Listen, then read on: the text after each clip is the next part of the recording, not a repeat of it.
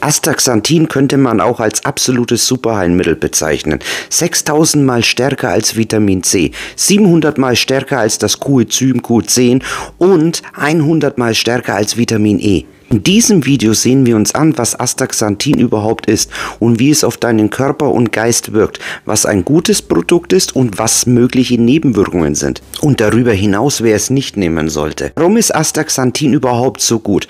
Das hat folgenden Grund. Astaxanthin sorgt dafür, dass Oxidantien und Antioxidantien wieder ins Gleichgewicht kommen. Wir Menschen sind allen Oxidantien den ganzen Tag ausgesetzt. Das hat verschiedene Gründe. Das hat damit zu tun, welche Giftstoffe wir einnehmen durch die Ernährung, ob wir vielleicht rauchen oder selbst auch die Sonne kann Oxidantien in uns hervorrufen. Oxidantien sind im Prinzip eigentlich Vorgänge, die unsere Zellen angreifen können. Und Antioxidantien fangen die dann wieder ein und können für ein Gleichgewicht sorgen. Wenn wir jetzt sagen, wir wollen so viel an Menge an Antioxidantien haben, die es für die meisten notwendig ist, dann müssten wir Tonnen an Gemüse essen, um die Wirkung von Astaxanthin überhaupt erreichen zu können. Und wer immer noch glaubt, Körper und Geist sind getrennt, der ist auf den Holzweg. Denn Körper und Geist sind eine Einheit und harmonieren sehr gut miteinander und sind voneinander nicht zu trennen. Astaxanthin wirkt sich auch sehr positiv auf unsere Psyche aus, aber dazu gleich mehr. Was ist eigentlich Astaxanthin? Astaxanthin ist im Grunde genommen ein Farbstoff, genauer gesagt ein Carotinoid. Und dieses Carotinoid ist vor allen Dingen in den Algen und in Plankton vorhanden. Und die Lachse, die Hummer, die essen sie furchtbar gerne. Und deswegen haben sie auch dann diese Farbe, die dann so bekannt ist, die dann bei uns immer so schimmert. Das ist nämlich im Grunde genommen nichts anderes, dieser Farbstoff Astaxanthin. Das Tolle daran ist, wenn wir jetzt Astaxanthin aufnehmen, dass es über das Lymphsystem, über das Gewebe transportiert wird und es ist vor allen Dingen fettlöslich. Das bedeutet, wir sollten Astaxanthin möglichst zu einer fettreichen Mahlzeit zu uns nehmen. Das wird der eine oder andere sagen, zu einer fettreichen Mahlzeit, das kann doch gar nicht gesund sein.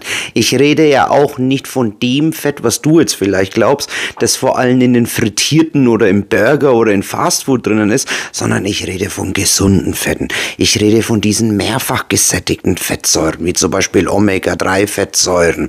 Und die sind vor allen Dingen auch im Lachs, im Fisch, aber auch vor allen Dingen in Nüssen vorhanden, aber auch in Oliven. Und da könnten wir jetzt profitieren, wenn wir Astaxanthin gleichzeitig mit diesen mehrfach ungesättigten Fettsäuren einnehmen. Warum? Weil es dann zu einer 2,4-fach stärkeren Wirkung kommen kann. Wusstest du, dass wir den ganzen Tag oxidativen Reizen ausgesetzt sind?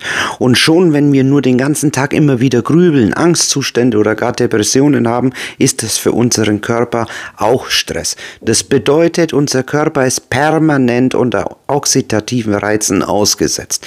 Das fängt schon dabei an, wenn wir zum Beispiel sagen, wir machen Sport. Jetzt sagt sich der eine oder andere, wenn ich Sport mache, das ist doch gesund.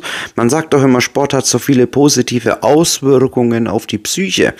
Das hat es auch, das ist tatsächlich so. Aber wenn wir Sport betreiben, sind wir anschließend nach jeder Einheit auch oxidativen Reizen ausgesetzt. Und hier kommt jetzt der Astaxanthin in Frage. Es sorgt nämlich dafür, dass es diese Oxidantien einfängt und dadurch wieder unser Körper ins Gleichgewicht kommt und es wieder ein normales Verhältnis zwischen Oxidantien und Antioxidantien gibt. Die meisten Menschen, die eine Fettleber haben, glauben immer noch, das liegt daran, dass ich zu viel Alkohol trinke. Und in der Tat, wer viel Alkohol trinkt, kann irgendwann mal früher oder später eine Fettleber entwickeln.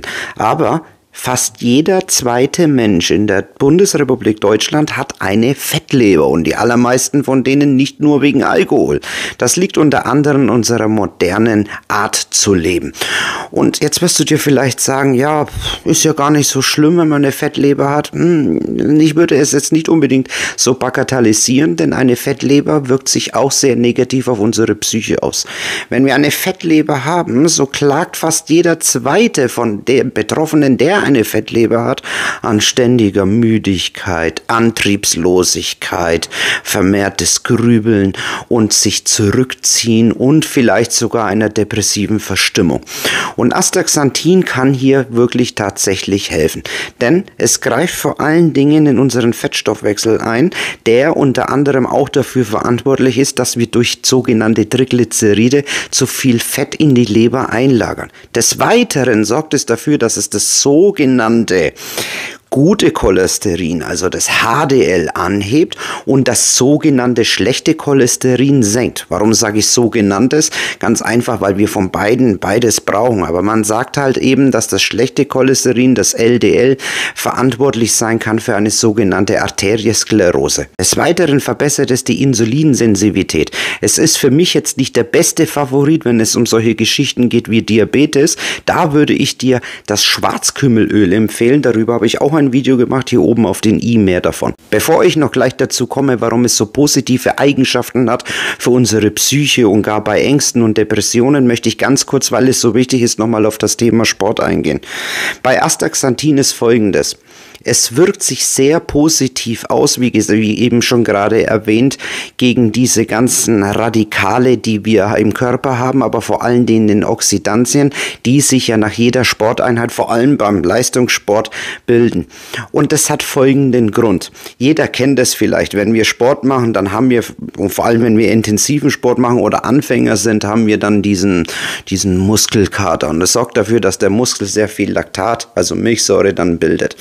Und Astaxanthin kann tatsächlich bis zu 30% dieses Anteiles des Laktat in deinen Muskel senken. Und das hat natürlich sehr gute vorteilhafte Auswirkungen auf die Erholung des Sports. Was probieren Menschen, die psychische Probleme haben, nicht alles Mögliche aus, damit es ihnen endlich wieder besser geht. Und viele von ihnen wollen keine Medikamente nehmen. Vehement wehren sie sich dagegen, ich nehme keine Medikamente. Und ich finde, das hat man auch zu respektieren und ich finde das auch gut. Die Menschen, die psychische Probleme haben, versuchen dann alles Mögliche auszuprobieren. Ja, sie sagen, ich fange jetzt an, auch mich so zu ernähren, weil die Ernährung hat ja sehr viele positive Auswirkungen auf die Psyche und ich esse mehr davon. Die einen sagen, ich habe gehört, Bananen sollen sehr gut sein, die anderen probieren es vielleicht mit Zartbitterschokolade. Also es gibt ganz verschiedene Dinge, die Menschen da ausprobieren. Die allermeisten Menschen sind sich aber nicht bewusst, dass das, was sie oral aufnehmen, nicht immer die berühmte Blut-Hirn-Schranke überwinden kann. Was ist die Blut-Hirn-Schranke? Die Blut-Hirn-Schranke ist praktisch so etwas wie so ein, ich kann es dir am besten erklären, wie so ein Kanal, der da hier durchführt, dass das, was wir einnehmen, auch da ankommt, wo es ankommen soll, nämlich ins Gehirn. Und die allermeisten Dinge, die wir oral aufnehmen, gehen eben nicht durch die Blut-Hirn-Schranke. Antidepressiva können das mit Sicherheit, aber das sind ja keine normalen Nahrungsmittel. Astaxanthin kann die Blut-Hirn-Schranke überwinden.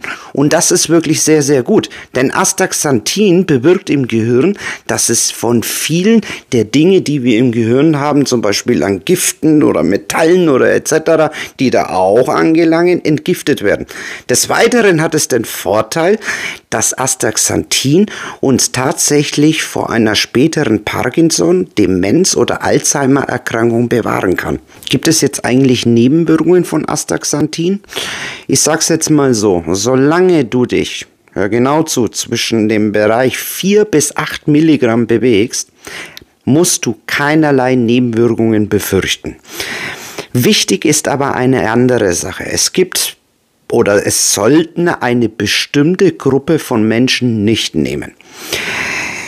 Ich habe bereits ein Video darüber gedreht. Es geht um das berühmte Zytochrom P450. Das Zytochrom P450 ist dafür verantwortlich, dass wenn wir Medikamente nehmen, die über die Leber verstoffwechselt werden. Darüber hinaus hier ein Video auf den i, wenn du Mehreres darüber erfahren möchtest.